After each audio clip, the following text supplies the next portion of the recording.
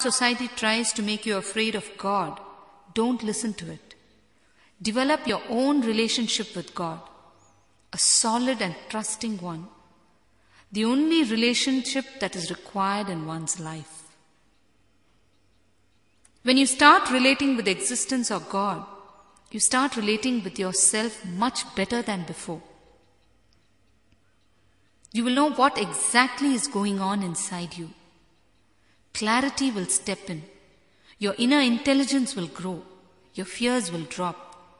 You will learn to look properly into anything before feeling fear of it.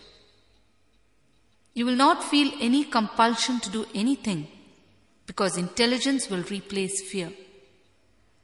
You will be more relaxed and joyful. You will feel liberated. When you understand this about existence, all the wars that go on in the name of religion will not be there. The people who are in the fear of their religion, the people who fight for their religion, are people who have not understood clearly the loving existence. They are just continuously missing the whole thing. They are like blind people fighting with one another. And most important, please don't pass on your ideas about God to your children and don't instill fear of God in them. Teach them to embrace God. Teach them that God is the all-pervading existence that is all-embracing. Teach them that God is pure love and nothing else. Help them to grow with a loving attitude towards God and existence as a whole. This way, they will not grow up with much of the fears that they will normally grow up with. Swamiji, we often wonder, whatever is happening to us, is it fate or is it our choice? A very commonly asked question. See, just understand this. Your present moment is the totality of all your past decisions. Now you are here in this place. You decided to wake up early in the morning, take the proper route, come here, sit and continue to sit. Am I right? Like this, all your past decisions form your present, like being here right now. And just like this, your future is going to be a result of all your present decisions. Now, why do you think it is fate? It is because we make our decisions unconsciously and don't expect some of the results that come our way. When unexpected or unfavorable results happen, we call it fate. When we take conscious decisions, we will be aware of the side effects and after effects. When we are not aware of the side effects and after effects, we call it fate. Actually, life is your pure choice. It is we who take the decisions. It is we who make the decisions, never somebody else for us. God is so gracious.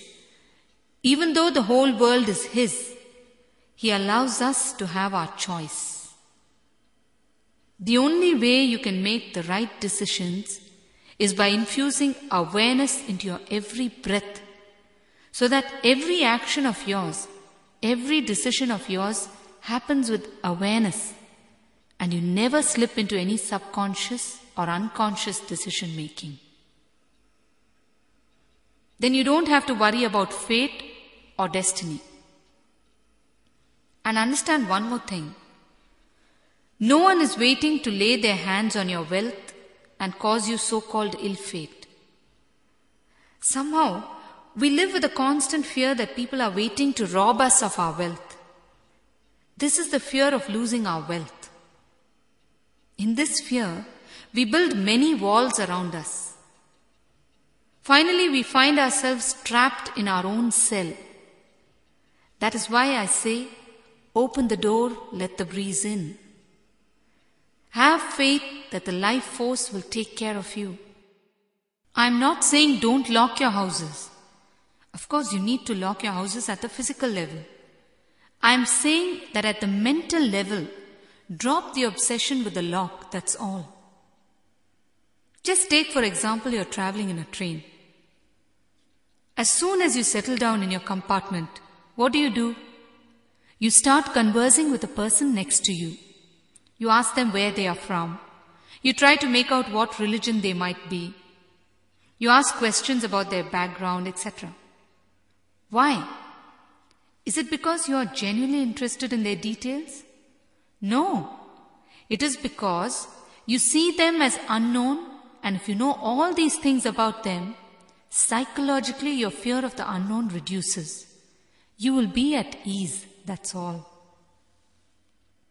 If you are a Hindu and they are also Hindu, you feel relaxed. If you are Hindu and you find that they are Muslim, you start feeling uneasy and afraid.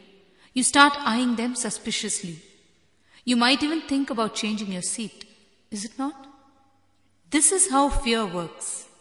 You're always unconsciously in fear of losing your property. Sharda Devi says, trust others even if you are exploited. The very quality of trusting the universe in your being will make you live like God on earth. When intellect sharpens, you will be able to understand like a scientist. When emotions sharpen, trust flowers. When feelings sharpen, enlightenment flowers. So drop your fears and allow understanding and trust to happen in you. Drop your fears about your property. Understand one thing. Everything belongs to existence. You are only a temporary possessor of it all, that's all. If you can understand this at a deep level, you will not allow yourself to be consumed by the fear of your property. We spoke of fear of strangers in the context of property. But take the case of how fear works in the case of prestige. Suppose someone wants to do certain things that society will not approve of. Like say, having an extramarital relationship or just a fling. Then what do? They have their fun with some unknown person who will not in any way identify themselves with them in the eyes of society. In this case, the unknown becomes an ally for the fear. Here, commitment and involvement give rise to fear. And so you look to lesser known people where commitment and involvement can be minimized, if not totally avoided.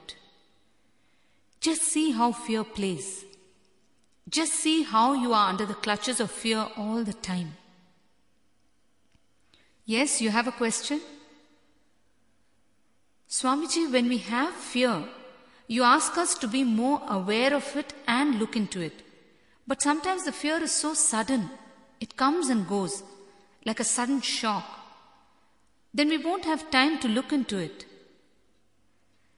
Yes, what you are talking about is called the fear stroke. Fear strokes are short spikes of fear. They just come and go.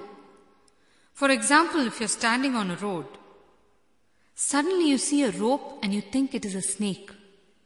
You experience a sudden rise of fear which subsides in just a few seconds because by that time you realize it is only a rope. This is a fear stroke. You see, it is like this. There is always a current of fear in us.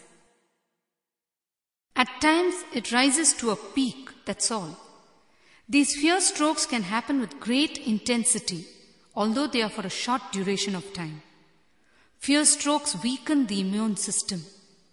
They release depression-inducing chemicals and they even accelerate our aging process. They can even cause heart attacks. On an average, it is said that everyone has about 6 fear strokes a day, consciously or unconsciously. Conscious fear strokes are to do with things like the telephone ringing well past midnight, or just while in the car, a motorist suddenly swerves to your side, or when you're watching a horror movie, someone taps you on your shoulder. So many things like these.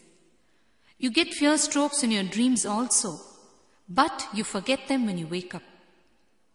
Fear strokes are like shaking the roots of the rose plant. It is very dangerous for the system.